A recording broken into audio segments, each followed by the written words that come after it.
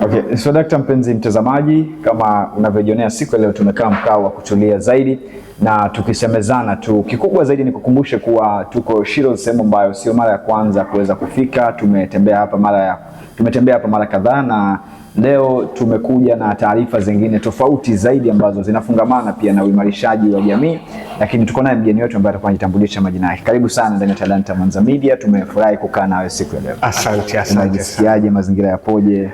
Kila kitu salama. Alhamdulillah, tunashukuru. Okay. Yes. Kwa faida ya mtazamaji, tungependa ujitambulishe jina lako alafu tuambie kwa nini tuko hapa leo. Kwa majina naitwa Juma Mwakina na mimi nafanya kazi na shirika linaloitwa Just Be a Child. Just Be a Child ni shirika lililoanza huku Kwale kutoka mwaka wa 2013 na ni hadi mwaka wa 2015 ndo tulipoanza kufanya miradi ya kutengeza community libraries. Hadi hivi sasa punde tuko na library 6 za community. Ya kwanza ikiwa Kombani, ya pili iko Magozoni Tiwi, ya tatu iko Dzunga hapa Darad, then kuna moja iko Msambweni, Shimba Hills, na moja iko Tizangoni.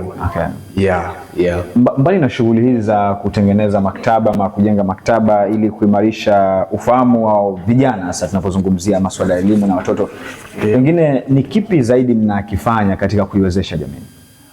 Kikubwa tunachofanya ni upande wa education, hususan early childhood development. Sababu utapata kwenye maktaba zetu sio vitabu peke yake, bali pia tumeka kama playground, tumeka some toys, puzzles, vitu vya kufungua watoto kichwa. Vile vile pia tunakuaga na vitabu vya watu wazima, sababu tunajaribu kujumuisha jamii yote bila kuacha mtu yote nje. So tuko na kama novels ambazo tutapeleka kwenye other big libraries. Pia tuna donate vitabu kwenye maktaba zingine kama hizi za county. For instance, kuna moja iko Showground pale, kuna Kwale kule juu. Na sometimes tunafanya kazi na other CBOs kama hapa Shiro's sasa.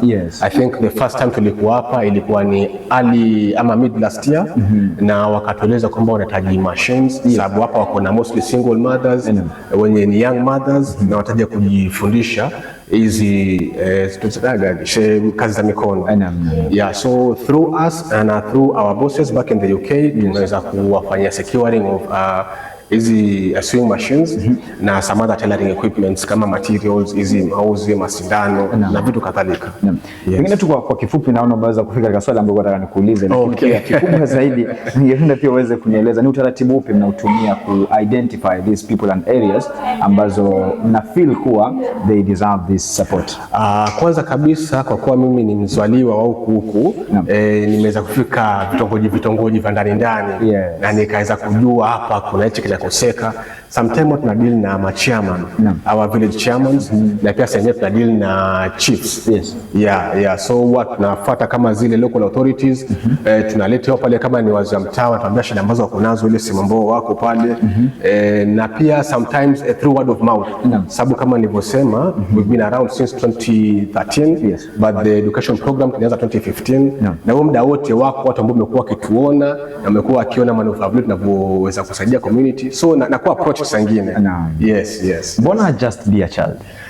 Just Be a Child ni jina ambalo tulilichagua kwa kuwa our main point of focus ilikuwa ni wale watoto wadogo, sababu unajua ukikuza mtoto na ile culture ya kusoma, basi huwa akikuwa mkubwa imeingia ndani yake, yani mkunje samaki angali mbichi, sio? Ndio maana tukachagua Just Be a Child because hiyo ndio our main point of focus, lakini in actuality tunadili na community yote nzima, hata mzee wa miaka mingapi bado tunaweza kumsaidia in one way or the other. Na mpenzi mtazamaji, kama unavyoweza kusikia, basi tunajaribu tu kuelezwa masuala kadhaa ambayo yanafanyika, na nikukumbushe tena tuko ndani ya Shiro's, na nimekuwa nikizungumzia Shiro's mara kadhaa, na natumai kabla tutoke maeneo haya siku ya leo itakuwa pia tumezungumza na mmoja kati ya wakurugenzi ambao wako hapa, na atakuwa anatueleza mawili matatu tuweze kujua hivi vilivyopokelewa leo. Tutakuwa tunaelezwa nini hasa mbali na vitabu ambavyo tumeona kuna mashine. Kwa faida ya mtazamaji, kipi kingine kimekuja, na pengine kama Shiro's watarajia nini siku zijazo kutoka kwenu nyinyi?